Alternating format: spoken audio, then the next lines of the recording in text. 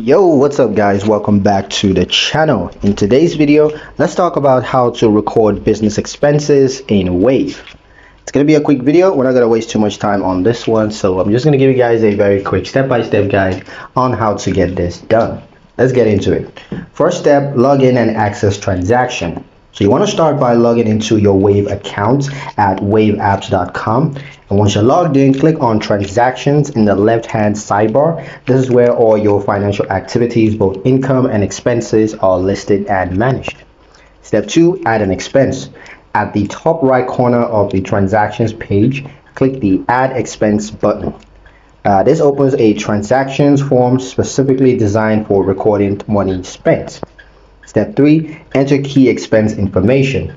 Fill out the following fields with accurate information: the date, amount, description, vendor, payment accounts, and category. Step 4, save the expense. Once everything looks good, click save. Your expenses will now appear in your transaction list and be factored into your reports.